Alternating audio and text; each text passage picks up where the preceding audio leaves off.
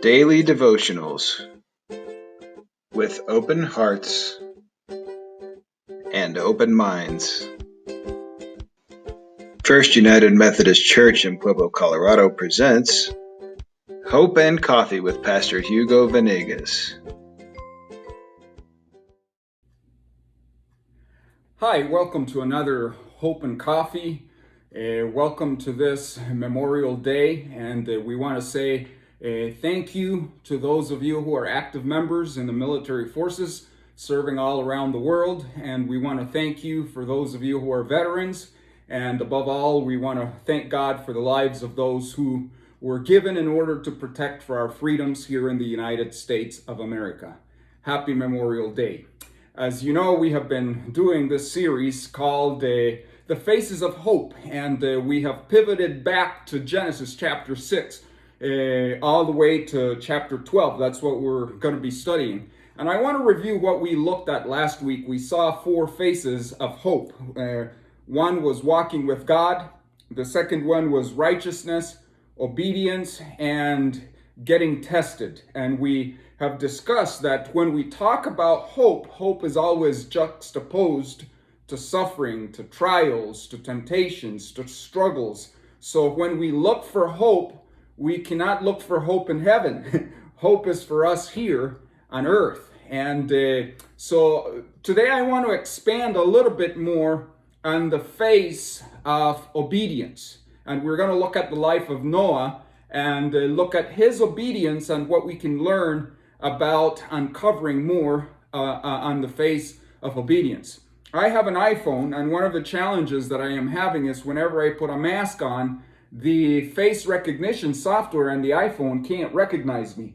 They have updated it so that now the face recognition can just focus on the eyes and then be able to unlock the phone. So what I want us to do is to focus our eyes on the obedience of Noah so that we can unlock a little bit more about the face of obedience. Now, I want us to go back to Genesis chapter 6, verses 5 and 6, and we remember that the flood happened because the verse 5, it says that the Lord saw how great man's wickedness on earth had become, and every inclination of the thoughts of his heart was only evil all the time. The Lord was grieved that he made man on earth, and his heart was filled with pain.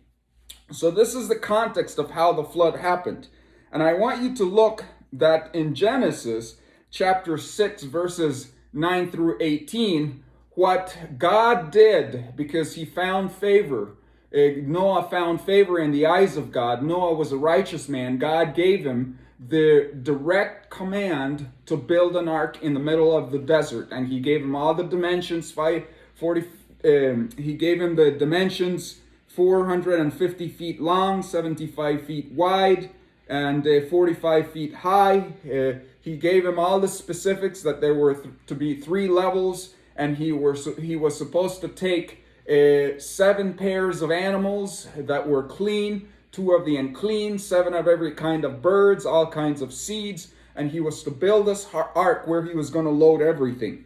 Then we look at verse 22 of chapter 6, and it says, Noah did everything just as God had commanded him. So here we see the face of obedience, that every specific thing that God told Noah to do, he did it. That's the obedience. Now, what I want you to see, all right, I want you to hang with me because I want you to see something really special. If you go to chapter 5, verse 32, all right, you can pause it and go and examine this. And I hope that you're joining me every day with your Bible so that you can check it out and see that this is biblical stuff. All right, this is not made up stuff. So look at verse 32. It says, after Noah was 500 years old, he became the father of Shem, Ham, and Japheth. How old was Noah when he became a dad? 500 years old. All right, keep that in mind. Now, I want you to go to Genesis chapter 7, verse 6. All right? This is going to be cool. This is going to be cool. It says here in verse 6, chapter 7, Genesis, Noah was 600 years old when the flood waters came on the earth. Now, what is the implication of that? That when the sons were born, Noah was 500. When the flood came, Noah was 600 years. So you can say that the ark, it took, scholars estimate, anywhere from 50 to 70 years to build the ark, because his kids probably would have had to be 20, their early 20s, mid 20s, and he was 600 years when the flood came. So they're estimating that the ark took it took 50 to 70 years to build. So what can we learn about the face of obedience? Obedience is a marathon. Obedience is not a 100 dash thing. He was obedient to the Lord for almost 70 years of hammering, of cutting wood, of corralling the animals, of putting tar in order to patch the holes in the ark. And you talk about obedience. Obedience is a marathon. Let me tell you a story. My brother-in-law is an architect, and a couple weeks ago we were talking, and he was telling me about his sister's husband, his brother-in-law, and he said that 20-some years ago, his brother-in-law would walk around the neighborhood, and he would always see these homeless guys laying around the street.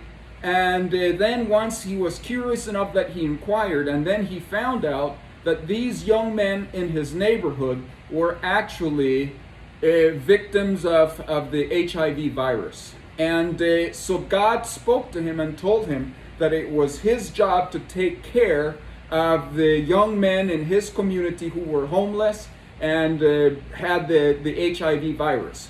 Over the years, he built a home for them. He recruited a bunch of his family members and his friends in order to feed them, in order to help them. And it's 20 years that has gone by, and every Sunday morning at 3:45 in the morning, this man goes to the red district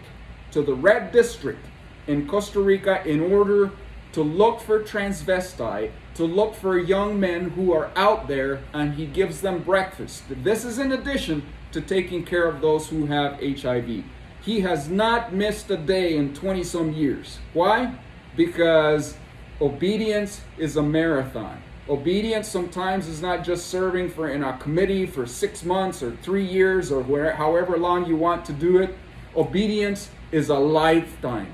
Obedience is a marathon. What has God called you to do? I hope you're running your marathon, and I hope you are enthusiastic, and I hope you're building God's ark, whatever it is that He is asking you to do. One of my favorite people in the world is Jimmy Carter.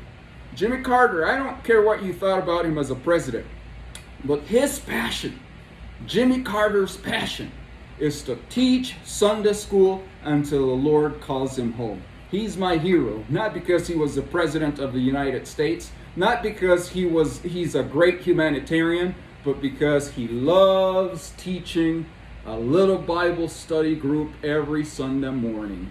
Has God called you to do something long term? Stick with it. Hugo Venegas from Pueblo, Colorado. God bless you. Thank you for joining us for our daily devotional, Hope and Coffee, with Pastor Hugo Venegas. If you enjoyed today's devotion, like or subscribe below. We also welcome you to join our family at First United Methodist Church in Pueblo, Colorado. You can visit our website at firstumcpueblo.org, and we hope you continue to have a blessed day. We'll see you tomorrow.